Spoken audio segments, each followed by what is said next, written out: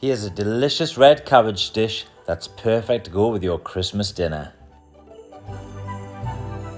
Hi, welcome back to the Fulcrum Kitchen. It's Chris here, and today we're going to be doing a really nice red cabbage dish. Now, red cabbage I think goes perfect with Christmas dinner. It's absolutely delicious.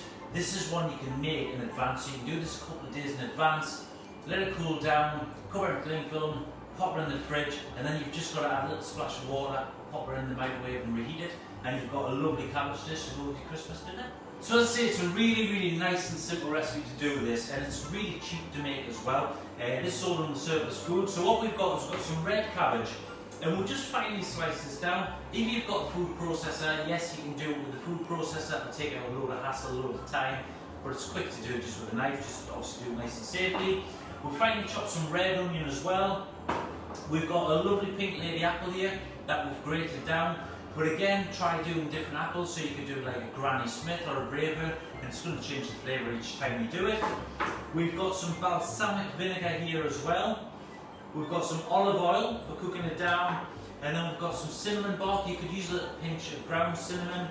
We've got star anise. Now this is optional, but it's got a lovely aniseed taste to it as well. So if you haven't got one of these, don't worry too much about it. Same as this, a bit of nutmeg. We're just going to put a few rasps of that in when we cook. But again, if you haven't got this, don't worry too much, because ultimately the cabbage is the star of the show.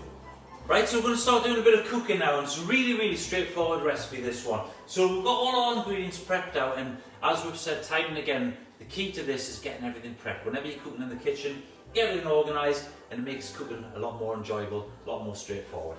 So we're just going to take our olive oil. Now you could use veg oil if you want to, but we're going to use some olive oil into a pan, and I've just slightly warmed this pan through, just so the oil spreads out on the bottom there. And then we're going to add in our cabbage. Now don't worry too much, because it looks like there's a lot of cabbage here, but it will cook down. So we're going to just pop that into the pan, scrape it all in,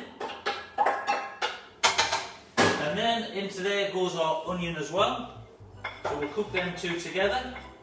And you're going to need to cook this for about sort of 5 to 10 minutes just to start to soften that off. So we'll give it a little stir around, and as I say, it will start to cook down. Now, you want this on a sort of low-medium heat, and to help it cook down as well, you can pop the lid on and cover it. I haven't got a lid, so just use what you've got. You can use a plate or whatever, just be careful. Pop that on, let it do its magic. So this has been cooking for around about 5 to 7 minutes so far. Just very carefully take your lid off. Use a cloth so you don't burn yourself. And we'll just have a little, oh wow, the colours are amazing. Have a look at the colours in there. Can you see that? Fantastic, really nice. And as I say, you could try this with Savoy cabbage, you could try it with some Chinese leaf cabbage, white cabbage, whatever you fancy. Just mix it up a little bit. So at this stage now, I'm going to add in the apple. Now we've just grated this, but you can chop it down, you can put it in the little cubes, whatever you fancy. But grating, it's really simple. We'll get that in. And you want to cook this for about 1 minute or 2 minutes as well, just to let it all mix in. You could even try adding in things like raisins or sultanas as well. And the good thing about this is as well as being able to do it in advance and then reheating it for Christmas Day, any leftovers will go really nice with some cold cuts of meat, so some leftover turkey or leftover pork as well, just as a little side dish. So we'll let that cook for a couple of minutes, and then we'll move on to next. It's cooking down nicely now, so you can just see there the cabbage, the apples all cooked down really nice. So we're going to add in the balsamic. This is going to be nice and sticky, give it a nice bit of sort of depth as well. If you haven't got balsamic, try using something like Henderson's relish. We're in Yorkshire after all. Really tasty as well. So just add that in. Give it a little stir around. Then we'll add in our cinnamon. And again, you can use a pinch of cinnamon, like I said at the start. We're going to add in a cinnamon stick there, and then star anise as well. This is a kind of dish that will go really nice with some duck as well. Give that a little mix around, and then literally we're going to cover it, turn it down low, and let it simmer for about 45 minutes. And then basically that'll be done. So we're about halfway through now. I'm just going to have a little check to see how it's looking, because it's starting to cook down a bit. But I also want to let you into a little bit of a secret. This isn't actually my recipe.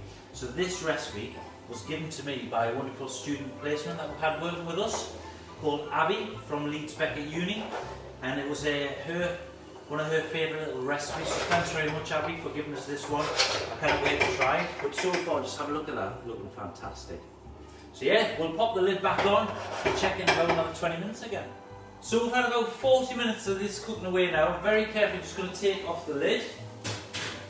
Just have a look. So it's been on a nice low heat.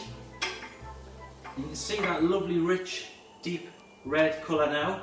Don't forget you've got your star anise and your cinnamon in here. But to finish it off, just going to get a little bit of nutmeg. Be sparing with this, don't go daft with it.